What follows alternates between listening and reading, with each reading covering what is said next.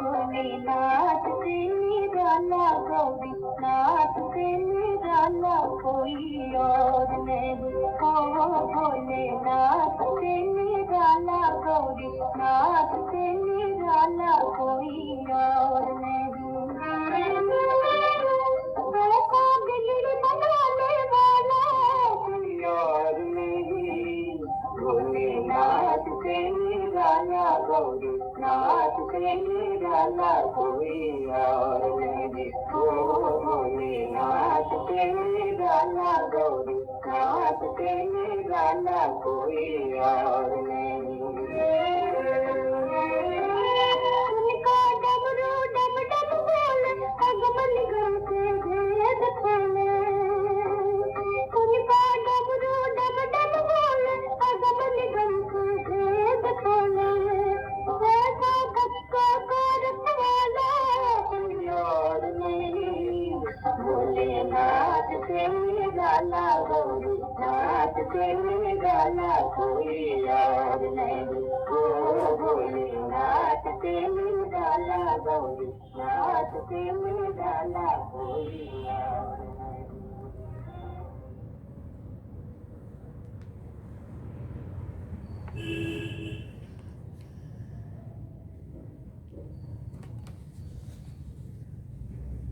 ओम शांति।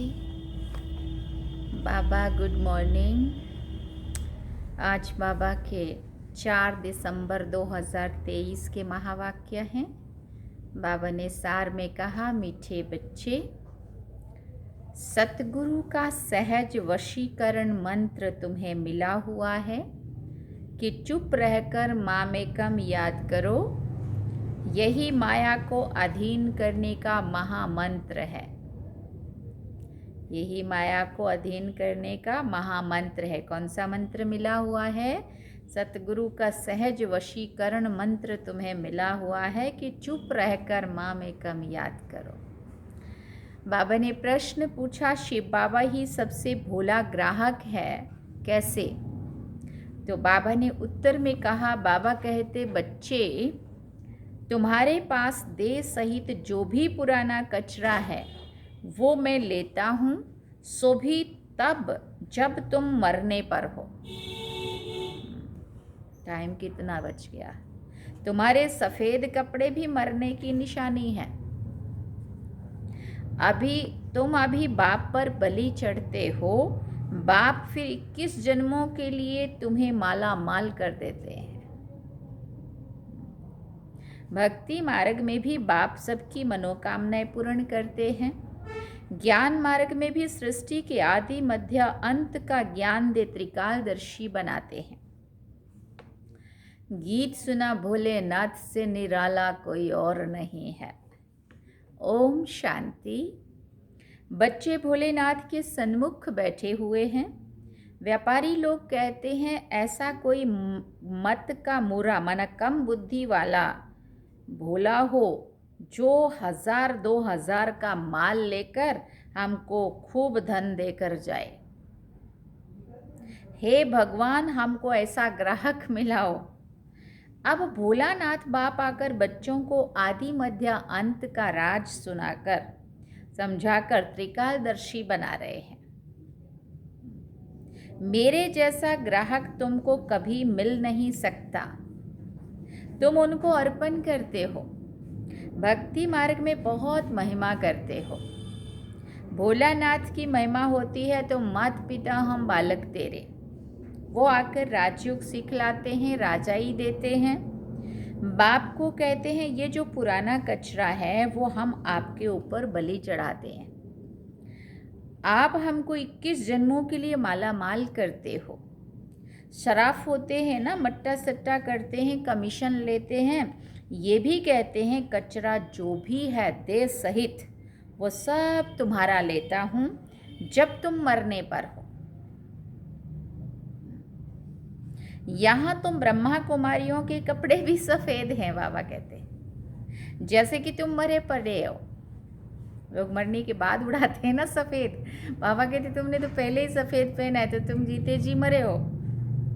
मरने वाले पर हमेशा सफ़ेद चादर डालते हैं, कोई भी दाग ना हो। इस समय सबको माया का काला दाग लग गया है। इसको ही राहु का ग्रहण कहा जाता है। चंद्रमा पर भी ग्रहण लगने से काला हो जाता है ना, तो ये माया का ग्रहण भी सारे विश्व को काला कर देता है। इसमें तत्व आदि सब आ जाते हैं। बाप बैठ समझाते हैं कि तुम्हारा राजयोग है, राजयोग से स्वर्ग में राजाई प्राप्त करनी है। तुम राजाओं का राजा बनते हो, नारायणी नशा रहता है। नर से नारायण बनते हैं।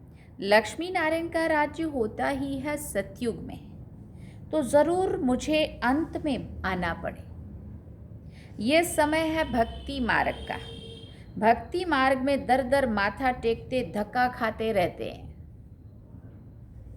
भक्तों का रखवाला है भगवान, भक्ति का फल आकर देते हैं। सब भक्त तो हैं, परंतु सबको एक जैसा फल नहीं मिलता है।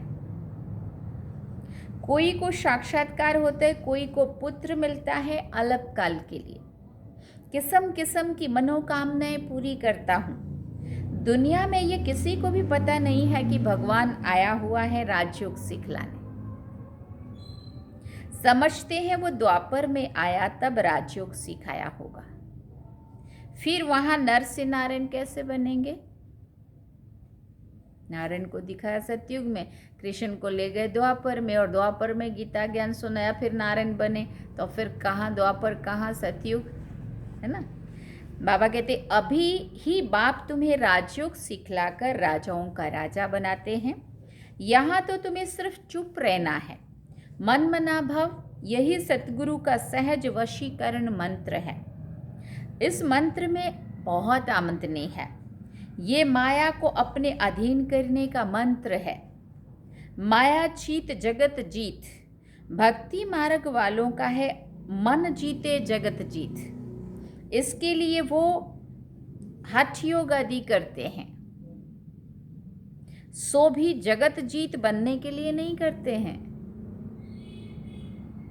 वो तो मुक्ति के लिए करते हैं। बाप आकर कहते हैं बच्चे, क्या कहते हैं बाबा? बच्चे, दे सहित सर्व धर्मानी परित्यज मामेकम शरणम ब्रज। इस दे को और दे के सभी संबंधों को भूल जाओ, मुझ एक की शरण में आ जाओ। मैं फलाने धर्म का हूँ, फलाना हूँ, ये सब बातें छोड़ अपने को आत्मा समझ मामेकम याद करो। बस मैं जो मत देता हूँ या दे रहा हूँ उस पर चलो। बाकी अब तक जो अनेक मतों पर चलते आए उन सब की मत छोड़नी पड़े। तो तुम्हारा ज्ञान बिल्कुल नया हो गया ना। समझते हैं इन्हों की बातें तो नई है। तुम बच्चे जब किसी को भी समझाते हो तो पहले उनकी नब्ज़ देखनी है। हाँ, कितना वो इंटरेस्ट ले रहा है कि नहीं ले रहा है, उसको कैसा लग रहा है। ज़बरदस्ती तो बाबा कहते किसी को भी नहीं करना है ना। सबके सामने एक जैसी बात नहीं करनी है। मनुष्यों की है अनेक मतें, तुम्हारी है एक मत, परंतु नंबरवार है। जो अच्छा योग में रहते हैं, धारणा करते हैं, वो ज़रूर अच्छा समझाएंगे। कम धारणा वाले कम समझाएंगे। कोई भी हो, उनको एक ही सिंपल बात बताओ। भले गृहस्थ व्यवहार में रहते रहो, परंतु कमल फूल समान बनो। तुमको मालूम है कमल के फूल को बाल बच्चे बहुत होते हैं, और मिसाल भी उनका ही दिया जाता है। बाप को भी बाल बच्चे तो बहुत हैं। कमल का फूल खुद पानी के ऊपर रहता है, बाकी बाल बच्चे नीचे रहते हैं, छोटे छोटे, और उसमें से निकलते हैं ना। ये मिसाल अच्छा है। बाबा कहते हैं गृहस्थ व्यवहार में रहो, परंतु पवित्र रहो। ये बात हो गई पवित्रता पर। सो भी इस अंतिम जन्म के लिए पवित्र रह मामेकम याद करो। रचना की पालना भी ज़रूर करनी है। रचना की पालना भी ज़रूर करनी, माने बच्चों आदि को भी संभालना है, नहीं तो हठ योग हो जाएगा। अगर उनका ध्यान नहीं देंगे तो लोग बोलेंगे देखो ये तो जिम्मेवारी नहीं निभाते, है ना। दुनिया में पवित्र तो बहुत रहते हैं, बाल ब्रह्मचारी तो भीष्म पितामह मिसल हो गया। अच्छा, बाल ब्रह्मचारी वो जो स्त्री पुरुष दोनों इकट्ठे रह पवित्र रहें। गंधर्वी विवाह की चर्चा तो शास्त्रों में भी है, परंतु कोई जानते नहीं है, ये तो बाप ही समझाते हैं। बाबा कहते हैं बच्चे, अब काम चित्ता के बदले दोनों ज्ञान चित्ता का हथियाला बांधो। कैसा अच्छा काम तुम ब्राह्मण करते हो, प्रतिज्ञा करनी है पवित्र रहने की। एक दो को सावधान करते तुम दोनों स्वर्ग में चले जाएंगे। यहाँ तुम इकट्ठे पवित्र रह दिखाते हो, इसलिए तुम बड़ा ऊंच पद ले सकते हो। मिसाल दिया जाएगा ना, ज्ञान चित्ता पर बैठ स्वर्ग में जाकर ऊंच पद पाते हो। इसमें हिम्मत है बड़ी, अगर पक्के हो चलते रहो तो बहुत ऊंच पद है। फिर सर्विस पर भी मदार है, जो बहुत सर्विस करेंगे, प्रजा बनाएंगे, वो भी अच्छा पद पाएंगे। बाबा मम्मा से भी ऊंच चले जाना चाहिए, परंतु जैसे बाबा कहते हैं वो दोनों क्रिश्चियन अगर आपस में मिल जाएं तो विश्व के मालिक बन जाएं। बाबा बहुत बार कहते हैं ना, एग्जाम्पल, रशिया अमेरिका दोनों अगर आपस में मिल जाएं तो ये पूरे विश्व पर राज्य कर सकते, इतनी महासत्ताएं हैं ये दोनों। ऐसा जोड़ा कोई निकले जो माँ बाप से ऊंच जाए, परंतु बाबा ने कहा सो है नहीं। जगत अम्बा जगत पिता ही नामी ग्रामी है, इन जैसी सर्विस नहीं कर सकेंगे। ये निमित्त बने हुए हैं, इसलिए कभी हार्ट फेल नहीं होना चाहिए।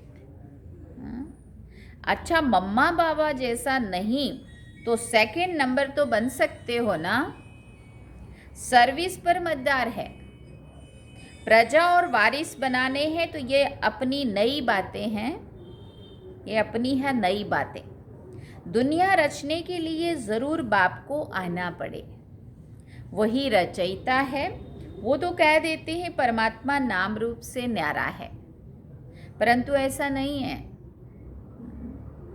उनका भी कोई दोष नहीं, तकदीर में हो तो समझे ना। बहुत आते हैं जो समझते भी हैं कि बात तो बरोबर ठीक है। कोई कहे आत्मा का नाम रूप नहीं है, तब आत्मा फिर किसका नाम पड़ा? तब आत्मा नाम किसका पड़ा? आत्मा नाम तो है ना। तुम सबको बोलो ये राजयोग है। परमपिता परमात्मा संगम पर आते हैं, राजयोग जरूर संगम युग पर सिखाएंगे, तब तो पतित को पावन बनाएंगे ना। तो यहाँ की बात ही न्यारी है। बाबा कहते हैं सिर्फ अपने को आत्मा समझो। बाप के पास जाना है, इसमें प्रश्न पूछने की भी कोई बात नहीं है। कहते भी हैं कि हमारी आत्मा को ना दुखाओ, ये पाप आत्मा है, ये पुण्य आत्मा है। आत्मा के लिए कोई कह ना सके कि उनका कोई रूप नहीं होता।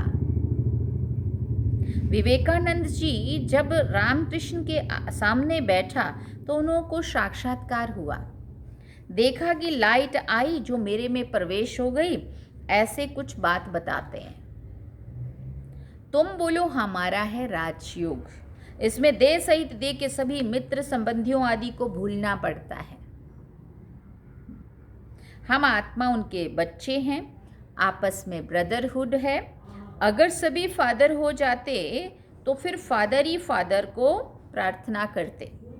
अभी हम राजयोग सीख रहे हैं, यह है राजाओं का राजा बनने का योग। अभी तो राजा ही है नहीं, तो समझाना है। हम शांति में रहकर सिर्फ शिव बाबा को याद करते हैं, अपने को शरीर से न्यारा समझते हैं। आत्मा कहती है मैं एक शरीर छोड़ दूसरा लेती हूँ, तो नॉलेज का संस्कार आत्मा में रहता है ना।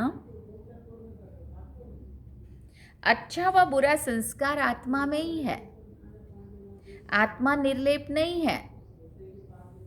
वो लोग तो ऐसा ही मानते हैं ना, आत्मा निर्लेप है।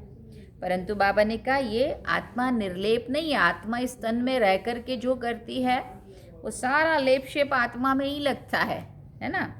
आत्मा में वो संस्कार भर जाते हैं ना। तो बाबा ने कहा ये समझाना है उनको, आत्मा पुनर्जन्म में आती है, घड़ी घड़ी ऑर्गन्स लेना पड़ता है। आत्मा स्टार है, भ्रिकुटी के बीच में रहती है। आत्मा का साक्षात्कार हुआ तो उसने समझा इनमें इतनी ताकत है जो मुझे आत्मा का साक्षात्कार कराया। उनको ऐसा लगा अब आत्मा तो भ्रिकुटी के बीच में रहती है, साक्षात्कार किया ना किया फर्क क्या रहा। आत्मा खुद कहती है मैं स्टार हूं, मेरे में 84 जन्मों का पार्ट है। अगर 84 लाख जन्म हो तो इतने संस्कार हों जो पता नहीं क्या हो जाए। 84 जन्मों में ये हालत है, और वो भी पूरे 84 तो सबके होते नहीं है। तो बाबा कहते हैं अगर 84 लाख हो जाए तो क्या हो जाए।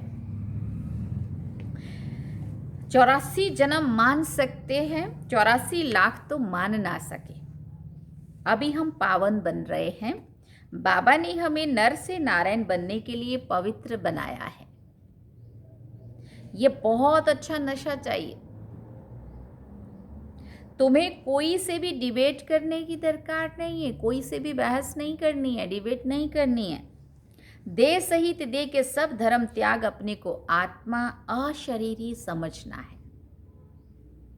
भले हमने शास्त्रादि पढ़े हैं, परंतु डिस्कस क्यों करें?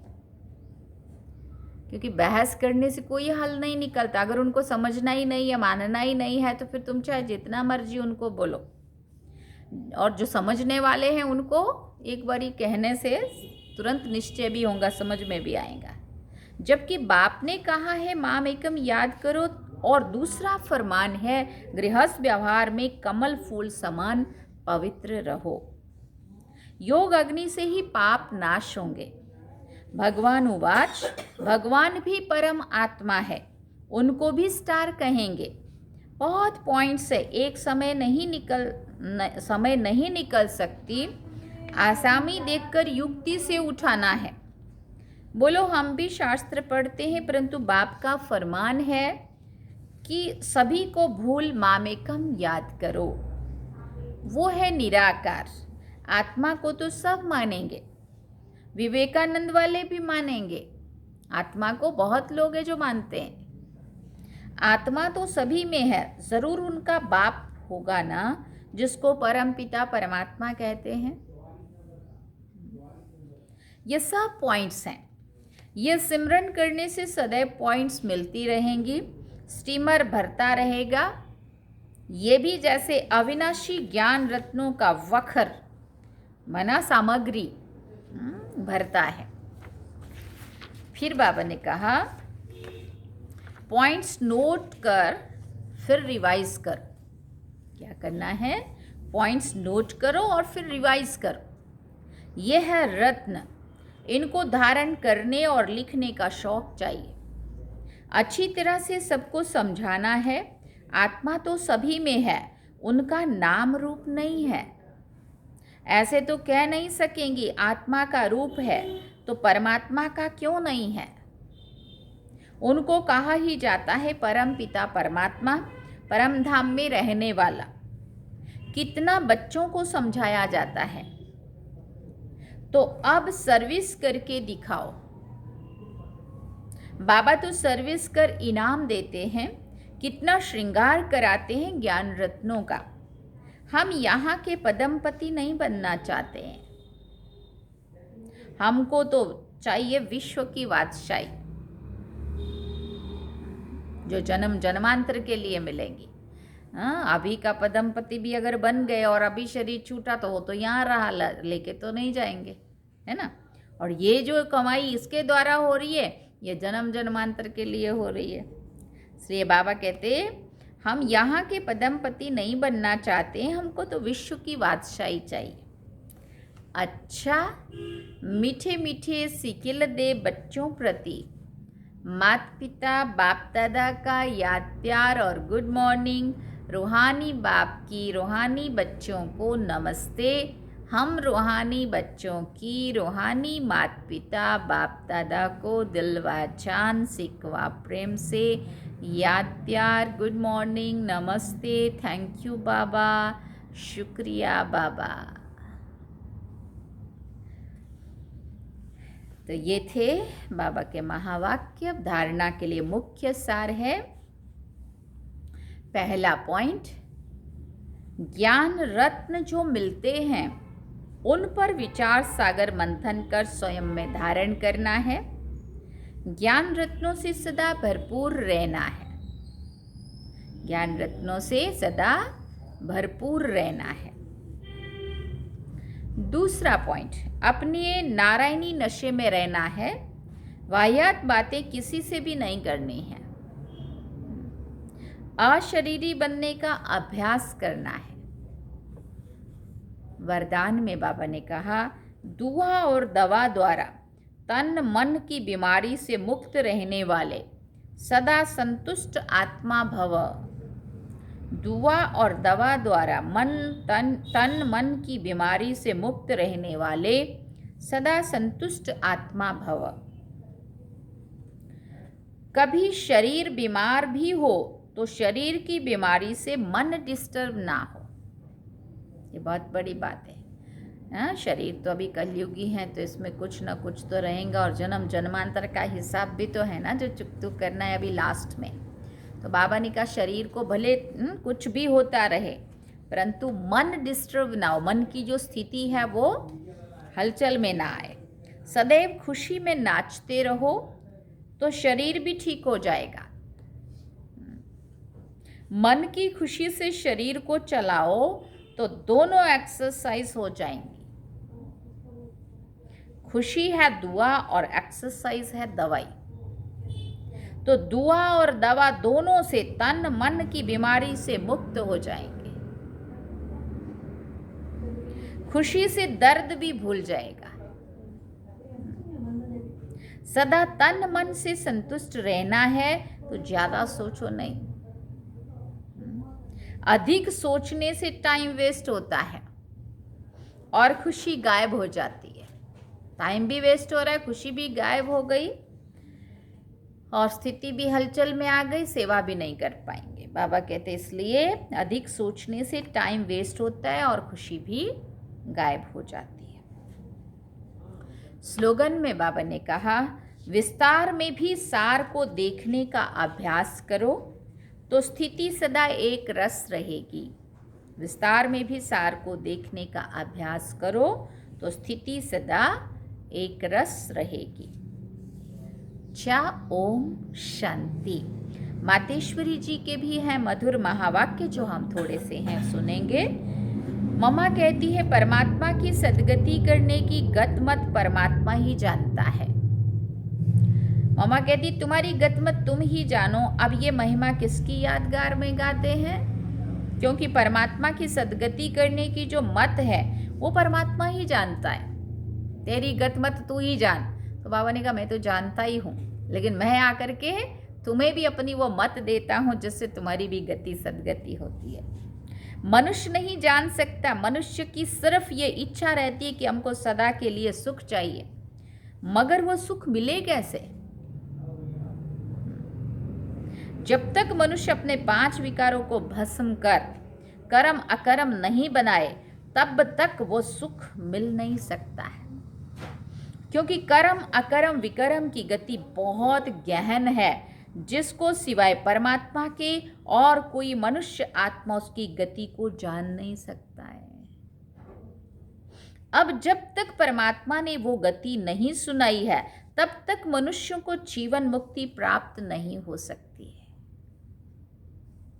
इसलिए मनुष्य कहते हैं तेरी गतमत तू ही जान।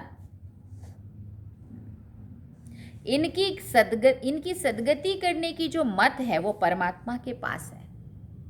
कैसे कर्मों को अकर्म बनाना है ये शिक्षा देना परमात्मा का ही काम है। बाकी मनुष्यों को तो ये ज्ञान नहीं है, ये जिस कारण वो उल्टा कार्य करते रहते हैं। अब मनुष्य का पहला फर्ज है अपने कर्मों को सुधारना। तब ही मनुष्य जीवन का पूरा लाभ उठा सकेंगे। तो मनुष्य जीवन का पहला फर्ज है अपने कर्मों को सुधारना, तब ही मनुष्य जीवन का पूरा लाभ उठा सकेंगे। अच्छा, ओम शांति। सार में बाबा ने कहा, मीठे बच्चे, सतगुरु का सहज वशीकरण मंत्र तुम्हें मिला हुआ है कि चुप रहकर मामेकम याद करो। यही माया को अधीन करने का महामंत्र है। और गीत सुना, भोलेनाथ से निराला कोई और नहीं है। तो ये थे बाबा और मम्मा के महावाक्य जो हम सभी ने सुने। अब हम चलेंगे बाबा की याद में। आप सब देख रहे हैं पीछे का सीन बिल्कुल अलग है, तो आप सोच रहे होंगे आज हम कहाँ हैं। तो आज हम नोएडा दिल्ली में सेक्टर 48 में बहुत अच्छा बाबा का बहुत बड़ा सा घर है, जहाँ पे हम आज अपने 3-4 दिन से अपने काम से आए हुए हैं और यहाँ रुके हैं। तो यहाँ की बहन ने पिछले कल मुरली सुनाई थी, आज वो कहीं बिज़ी हैं, बाहर गए हैं और कल के लिए वो आके अभी सुनाएंगे। ठीक है, तो आप सभी को बाबा की तरफ से बहुत बहुत याद प्यार। और अब हम चलते हैं बाबा की याद में। चलिए बाबा की याद।